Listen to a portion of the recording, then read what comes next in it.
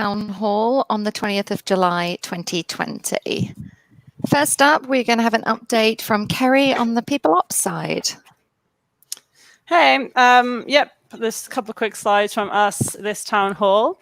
So a huge warm welcome to Diana, who's joining core team as a junior QA engineer. Diana, we're really excited to have you on board, and it's really great already to have some much needed additional QA support. So thank you so much for coming to the team. Next slide, please. Okay, so a couple of quick hiring updates. Finance manager. So we're closing in on hiring our new finance manager. We've completed the final stage assessments. We'll be making a decision and offer by middle of this week. So expect to see that new finance manager on the team very soon. On the research side, we've found a distributed networking engineer.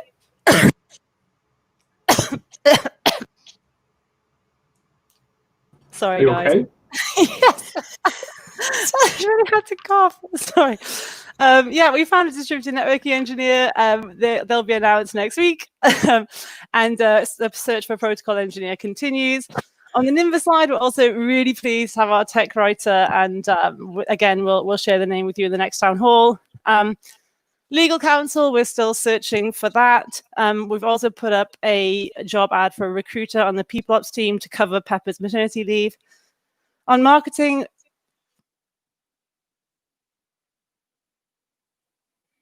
No, you got cut off. I can't hear oh, you. sorry. We're looking for a social media and copywriter on the marketing team, and that'll be a full-time role to cover both those things. And on the core team, looking for some help, and we're hiring a closure developer, and we just went live with that one. Yep, that's it from me.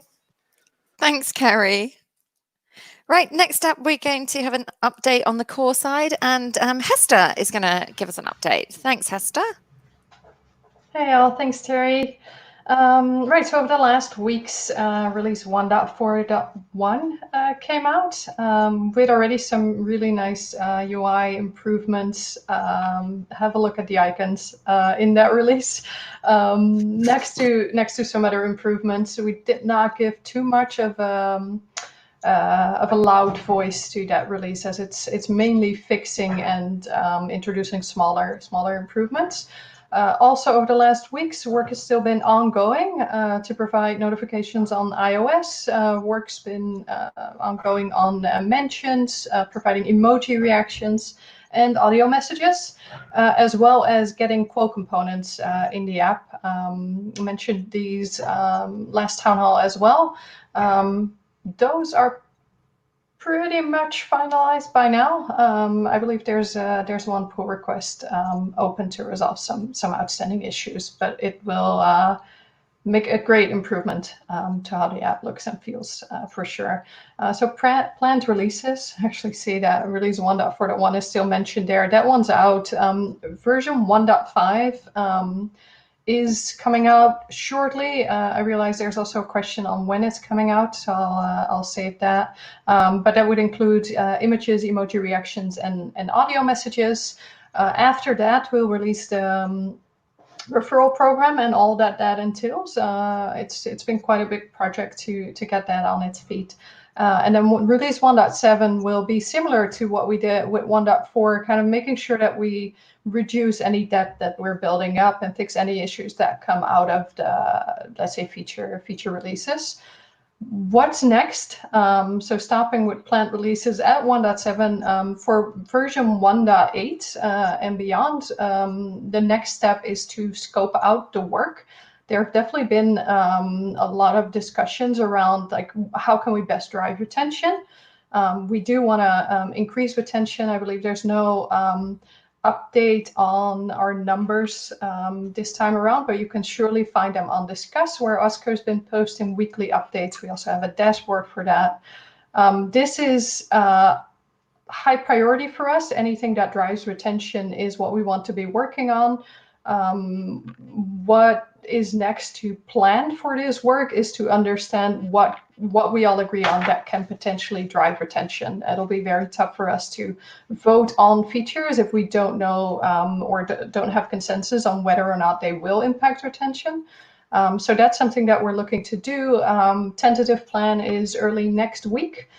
There's a discuss post on this, and I copied, plagiarized an image by Andre that he put in the discuss post, pointing out what the sweet point is of retention driving features that we're looking for, which is basically limited effort and high confidence and high impact when it comes to retention. So more on that in calendar soon, to have some road mapping sessions to plan out what that means in terms of scoping the work.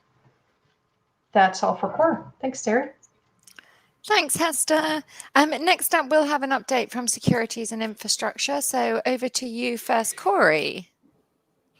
Hey, everybody. A few things. Mostly it's kind of outward announcements that you may have missed if you're not following along on the our.status.im. Big movement in the last 2 weeks is we kicked off the Nimbus beacon chain audit or assessment. The full announcement article can be found in that link. We did a few different things to the process of doing a security assessment to try and redesign it to make it more open, transparent, encourage the long-lasting security relationships as opposed to kind of a short, time-boxed, focused security assessment where they work for a little while and we try to fix everything and then announce it and say, hey, we got a security audit, everything's good. The process we've designed here is really a highly collaborative effort to get the security community to have long-lasting relationships and focus on very important code bases that are the infrastructure for Ethereum and Ethereum 2. This particular one, this phase 0, is a multi-vendor audit with Consensus, TrailofBits, and NCC, spread across all of the beacon chain repositories and code bases. It's long as opposed to other security assessments that are relatively short. This is a 4-month effort. Just for F2 phase 0. So we'll be doing something similar for the latter phases. This is only for looking at the security implications of phase 0. We'll be sharing summary reports and lessons learned periodically so that other implementations can learn from the things that we learn. If you're really into it, you can just follow the GitHub issues that'll be posted as the assessors find things, because we're doing it as it stands all in our GitHub repositories that are public and open. Outside of that, we have a keycard article written by Rajiv, which is a follow-up on the previous security keycard security features, with this article going more in depth into what security features the keycard offers and how you can take advantage of them and how they're relatively unique inside this space and outside of it. For the mobile application, Rajiv wrote an article on the Android notification security overview and how Status implements Android notifications specifically in order to protect your privacy and why centralized notifications kind of steal some of that. And so you can be a little more informed on what you're giving up whenever you get centralized notifications from all your other applications. And as always, back up your seed phrase, remember your password, or get a key card, and get a key card. So that's all for me. Thanks, Corey. And over to you, Jacob, from the infrastructure update. Thanks. Hey, so there's been this big push around metrics, specifically around retention metrics. And for that purpose, I've deployed the Redash instance through which we'll be combining metrics regarding both retention and other services, like, for example, the upcoming referral service. There's also retention.status.im if you want to look at those metrics. They're pretty bad right now, but I mean, we need them to see if we're actually doing something right or wrong. So you can check that out. And so some other work in terms of exporting peer data so we can more effectively generate their attention, which is actually pretty complex. There's still ongoing work on upgrading all of our fleets to the newest long-term support release of Ubuntu. That was kind of blocked by FredStack not having support for 2004, but they released that last week, so it's started up again. I've also implemented PR builds for a desktop client, which are essentially a mirror of what Status React repo has. So that should improve testing and developing experience. And we also have some updates to logic for uploading builds for Status React. There's also ongoing work on the referral service that will be used in the 1.6. And we already have a test in the production environment. The test environment is up and is being used, I believe, by George to implement usage of referral service in the application. So that's mostly done. I think it's all getting there. I researched bridging WhatsApp with status for marketing purposes, and it's doable, but a real pain in the ass. So we probably won't do it, but we'll see. I'll see. Oh yeah, and there's also referral service support for deep links, which is partially out, mostly for testing purposes. And also, I've been fighting with iOS code signing as always, and made an improvement to Fastlane, which might get into masters. We'll see. That's most of it. Thank you. Thank you, Jacob. On the marketing side, over to you, Johnny. Thanks, Terry. So right now we're working on campaign measurement templates for 1.5 and future campaigns. So these will be tied into the retention work. And what we need to do is essentially time box our campaigns so we can have a bit more like granular visibility into the effectiveness of specific campaigns. Without like granular data in the app, it's extremely difficult for us to measure campaigns that are simultaneously running. So we're working on some ways to just do that now. While I don't have the exact retention metrics, I do have some vanity metrics for us to look at today. Just wanted to call out that output on social and like general content on our status has been increased significantly.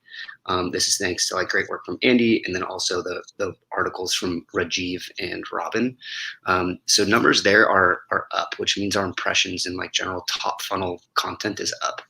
And so you can see like we've had Corey was featured on a podcast that went well. And then Robin wrote an article on EIP 1559. So just like a general update on the stance of the EIP, which performed really, really well. Vitalik retweeted it and it got really good engagement. So those general like top funnel pieces of content and efforts are increasing, which is good. Next slide. And so upcoming, the Latin America work is still in progress. We've started with some Instagram live sessions in both Brazil and Argentina, and we're starting to see a little bit of adoption there, slowly growing the communities each week.